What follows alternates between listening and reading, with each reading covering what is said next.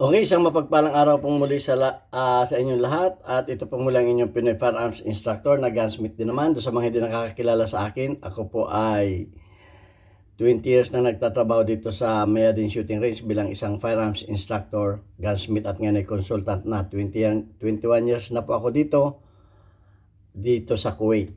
Okay, at bago ako bumati at magpasalamat ay gusto ko munang basahin ang katanungan ni Jake Reyes. Ito yung mga gusto kong tanong na kapupulutan natin ng aral. Ang sabi niya, Dol, good morning po. Ano pong solusyon kapag yung... hindi pala ito. Sorry. Ito, hindi pala ito. Sorry.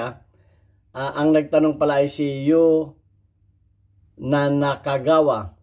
O parang parang Japanese Okay, ang sabi ni Yu Nakagawa ay, paano po kung 5 taon na patay ang may-ari tapos saka nyo nakita yung baril sa taguan dahil sa paglilinis ng bahay? Pero may license po dati. Okay, so ayan, mas magandang tanong yan. Okay, so bago natin yung sagutin ay gusto ko lang kayong pasalamatan doon sa mga patuloy na nagsishare at naglalike ng ating mga videos dahil na nakakatulong para ilaganap yung ating mga videos. At lalo tigit maraming salamat doon sa hindi nag-skip ng ads dahil tayo ay ang ating revenue ay nadadagdagan na kung saan yung ating YouTube channel ay nakalaan para doon sa mga less fortunate na mga bata na ating tinutulungan, mga anak ng single parent. 6 po sila at maraming salamat sa inyo. At maraming salamat din doon sa mga nagpadala dito sa ating GCash number. Yan, wag po ninyong tawagan. Anak ko po yan, aking tresurera. At ang mga pinadala ninyo ay nakatulong sa mga allowance o pambaon ng mga bata. Okay, at lalo tigit maraming salamat kay Noli Peace America ng Virginia, USA. Malaki ang naitulong mo para sa ating mga estudyante na naibili natin ng mga school supplies nitong nakaraang pasukan, enrollment, at gayon din ay bili natin ng isang reading glasses yung isang bata. At gayon din maraming salamat kay Jubil Platon Boy Umay ng Riyadh, Saudi Arabia. Ayan, at puntahan na natin yung katanungan ni Yuuna Kagawa. Paano po kung 5 taon na patay ang may-ari tapos saka nyo nakita yung baril sa taguan dahil sa paglilinis ng bahay pero license po dati yung baril? Siyempre, license dati yung baril. Hindi natin alam kung expired man yan o hindi expired.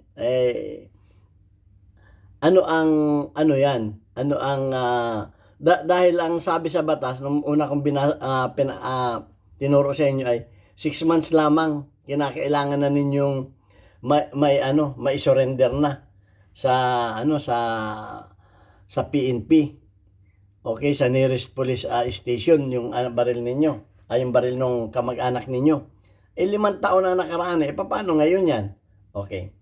So, bago natin yan sagutin, ay gusto ko lamang reaksyonan yung mga nagko-comment nang hindi nagbabasa ng video. At kung magko-comment kayo at iko-correction ninyo ako, magbigay kayo ng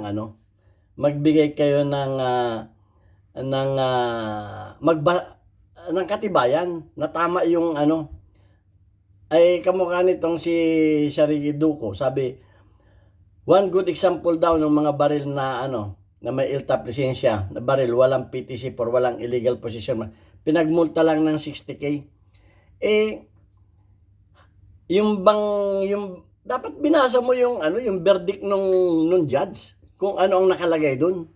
Kasi hindi naman basta ang nakalagay doon sa, alam niyo, ako nanonood din ng mga trial sa korte.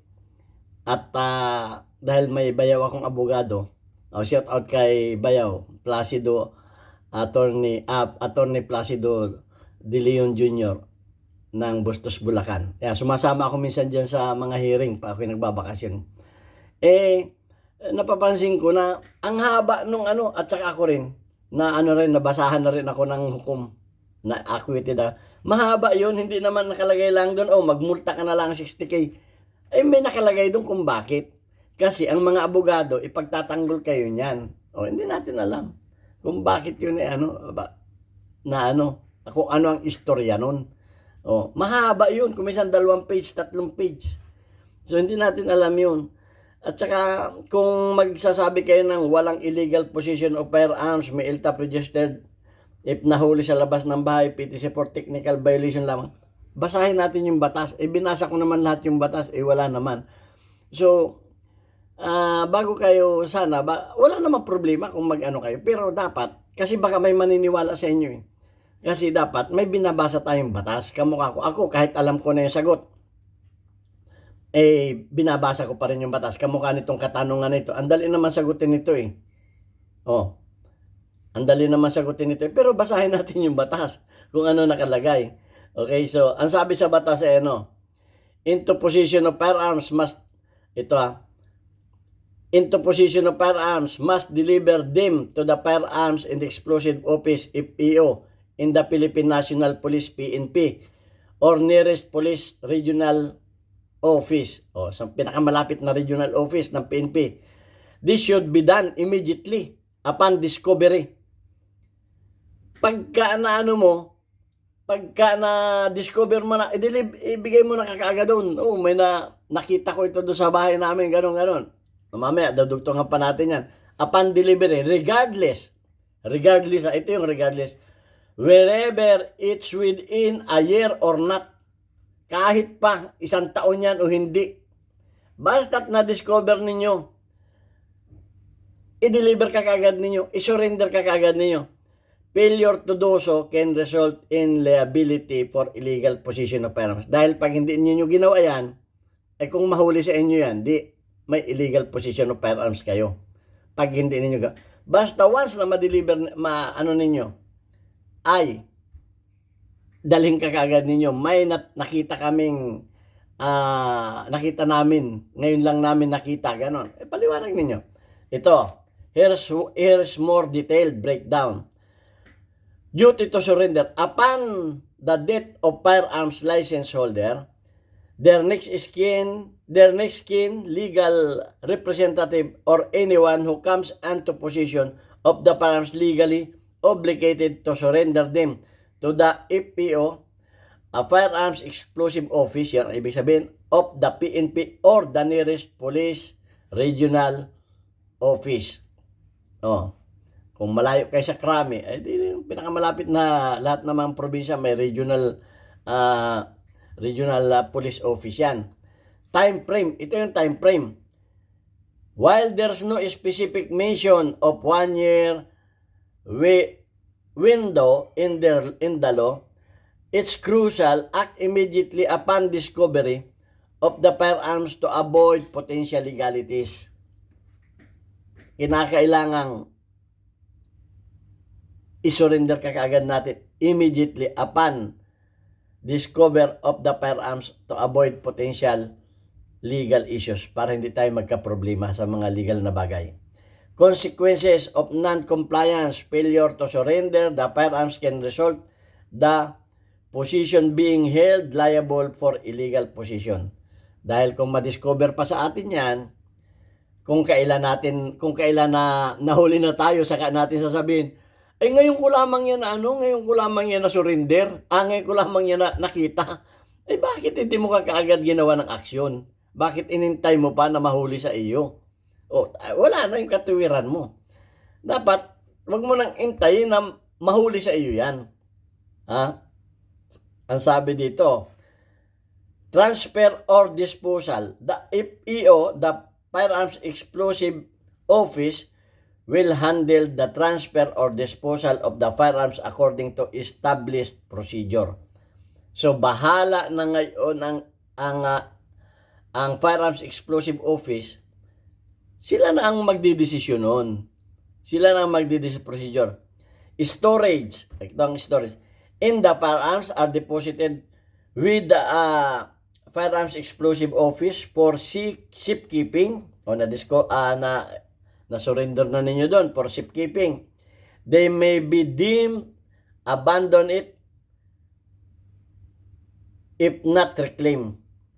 Pag hindi na-reclaim, malalagay na sa abandon na yung baril na yon.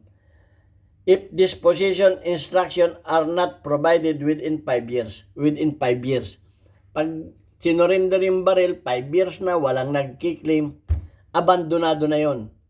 Yun ay i-dispose na ng ating pamahalaan at ang may kapangyarihan yan ay Firearms and Explosive Office. So yan, ito ang mas maganda. Kumuha kayo ng abogado. Pag kayo may nakita na baril na matagal nang patay yung may-ari, nakita ninyo, seek legal advice. Pumunta kayo sa abogado. Ang sabi nila, always recommended to seek, ito recommendation a legal advice from the lawyer specializing in firearms law or related field to ensure proper handling of the situation and compliance with the applicable laws and regulation. Ang gagawin ng abogado niya, gagawa yan ng affidavit. Mas maganda ito. Ito yung legal advice. Gagawa ng abogado yan. Affidavit ka kagad yan. Ano pangalan mo? Yan. Kailan namatay yung iyong kamag-anak? Lalagyan dyan. Kailan mo ito na-discover? Saan mo ito na-discover? Panunumpaan mo na tama yung iyong mga pinagsasabi doon. Huwag kayo agad sa pulis. Advice ko din yan, huwag ka agad kayo sa pulis. Baka mali-mali yung inapaamin sa inyo. Okay. Abogado ang puntahan ninyo. Yan. Kaya yung nagsasabi na tayo ay nag-ano na hindi naman tayo abogado. May batas na, may panahon na tayo pumunta sa abogado, pero alamin muna natin yung batas. Okay, saka tayo ngayon pupunta sa abogado. Para tayo ay magawan ngayon ng safe. Kumbaga, safe yung pagpunta natin. Hindi magpa-escort tayo doon sa abogado, papunta doon sa,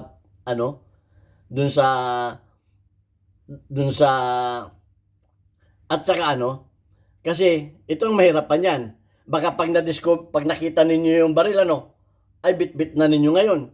Ay kung madali kayo sa checkpoint ngayon, anong katiwiran ninyo? Ay papunta ko doon. Ay kung hindi i-honor yung inyong, baka sabi, alibay mo lamang yan. Ay papunta ko doon sa sa regional police station dahil isusurrender ko ito. Ay na-checkpoint na kayo. So mas maganda yung pupunta muna kayo sa abogado. At gagawa muna ng affidavit yung abogado. Saka ninyo dadalhin yung, kung kayo ay samahan ng abogado doon sa police station, mas maganda. Pero kung dala muna ninyo yung affidavit, ito po yung pag sinabi nung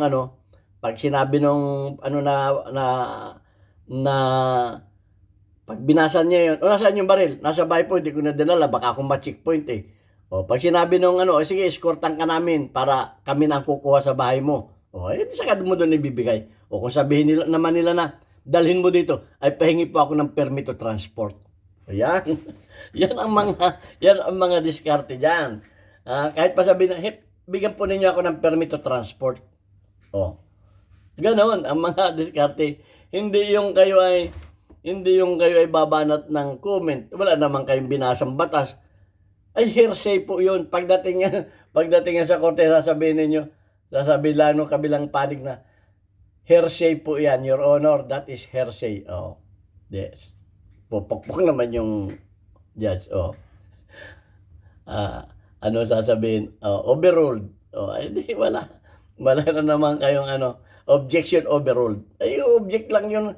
Pag kayo nagsalita ng hearsay sa hearsay sa husgado, mag-object yung kabilang abogado. Objection, Your Honor. That is hearsay. Objection overruled. Ay, mga ganun lang. Kaya, mas maganda yung umatid kayo ng hearing paminsan-minsan. Pwede naman doon. Huwag lang kayo maingay. So, mas maganda talaga na inaalam muna natin yung batas. Huwag tayong pabarabara. Hindi rin pwede na hindi ko rin na-advise sa inyo na, punta na kasi nakalagay dito daling ka kaagad ninyo doon. Pero may advice dito. Punta kayo, mag-seek muna kayo ng legal advice sa abogado. Gagawin ka agad ng affidavit ng abogado yan. May kaunting bayad lang yan. Safe naman yan. At wag agad ninyong bit-bit yung baril. Wag agad ninyong bit-bit yung baril. Papunta pa lamang doon sa kung ma-checkpoint na kayo. Tapos hindi tanggapin yung katiwiran niyo. Kaya ko po dala yan, ay dahil namatay na yung may-ari niyan, ay dadalhin ko na po yan doon sa doon sa inyong istasyon at isosurrender ko. O, ba't hindi ka nakipag-coordinate? Dapat may coordination ka. O. Ay, paano kung hindi maniwala sa iyo yung ano doon, yung chief o yung officer doon sa checkpoint, hindi ka paniwalaan at gusto kang pirahan. Ay, alam mo naman, pira-pira rin lang ang lagay. Kaya yung sinasabi dito ni ano na nagmulta ng 60,000 eh. Eh, alam niyo, ang sibilya, halimbawa, nakadisgrasya ako. Oh, ngayon, paghaharapin kami ng nakabaril ako. Yung nabaril ko at saka ako paghaharapin. Oh, may arraignment pa yan. Oh, ikaw ba ay magpapabayad dito? Magpapabayad ka pa, sasabihin ng judge yan. Magpapabayad ka pa, magpapariglo ka ba? Pwede pag-usapan natin yan. Para hindi na sila, yan ay ginagawang legal para hindi na sila magaba ng, kumbaga, mahirap kasi yung dadaan pa ng korte, magpabayad ka na, ikaw, kung papayag ka, magkano nga ba yan? O, 60,000. O, sabi dito, pinagmulta daw na 60,000. Ngayon, yung iyong nabaril, hindi siya pwedeng magdemanda sa iyo ng illegal possession of firearms. Ang magdidemanda sa iyo ng illegal possession of firearms, yung mga pulis na nakahuli sa iyo. O, ay ngayon, kung hindi magdemanda ng illegal possession yung mga pulis, o di walang kaso. O, malay mo kung sinalpakan mo yan ng pera, o wag na kayo, sir, wag na kayo magdemanda ng ano. Sabihin lamang ninyo gano'n na, yun nga ang sabi, pag walang reklamo, walang kaso. O, pinagmulta siya ng 60K. Ay, malay mo kung yung 60K na yun, hindi natin alam hindi natin alam ang istorya. Pero, ang mga sibilyan ay hindi pwedeng idemanda ang kapwa sibilyan niya ng illegal possession of firearms. O, hindi pa pwede yun. Ang magdidemanda ng illegal possession of firearms ay authority.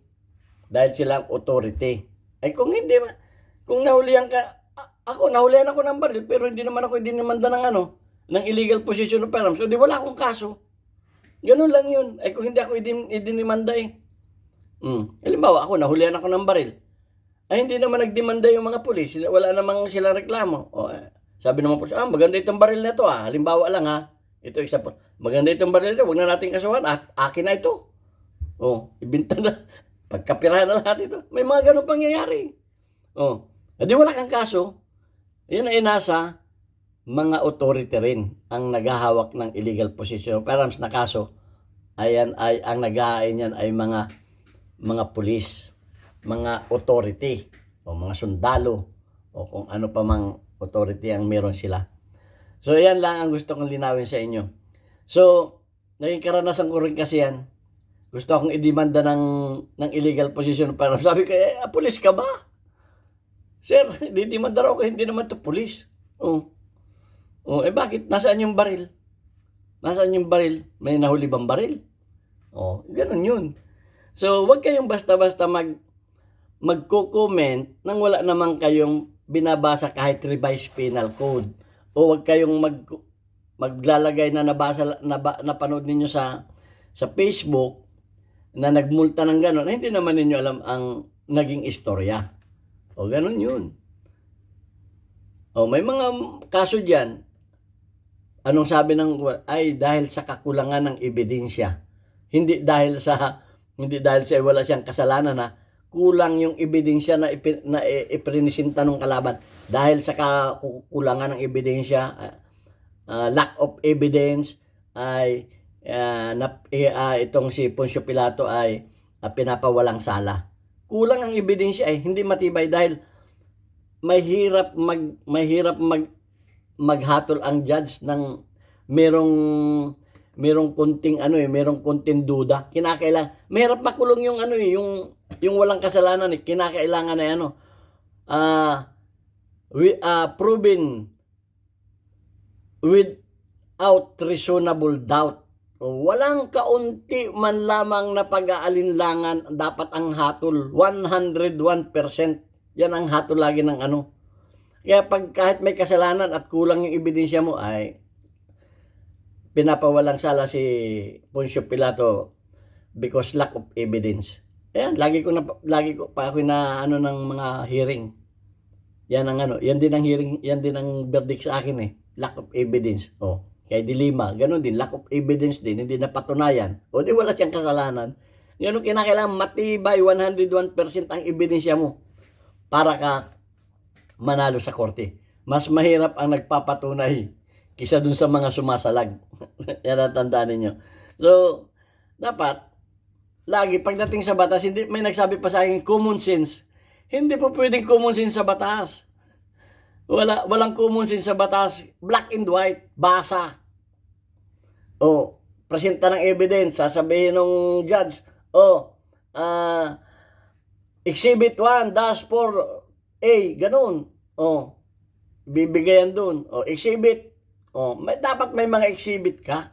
Hindi yung hearsay, puro kanganga, puro kadada. Hindi pa pwede yun.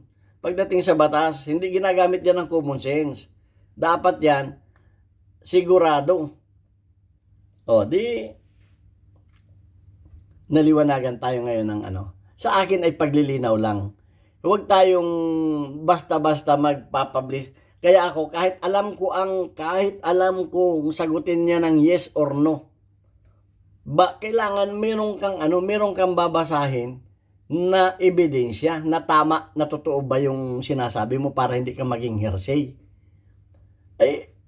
Kaya nga sinasabihan nga ako ng gumagawa ka ng sarili mong batas binabasa ko na nga. Maliban lang kung hindi kayo naniniwala dito sa Google. Sa Google ko binasa, hindi basahin din yun sa Google. At magtanong kayo sa abogado, yung bang nasa Google na mga batas ay totoo ba yun? Di, maling abogado ninyo, mag-ano kayo. Pakita ninyo, totoo ba ito? Di trabaho na ninyo, wag na ako ang pagtrabahoin ninyo. Okay, ito na yung ating Spotlight community. Okay, libre kayong mag-comment sa ating YouTube channel.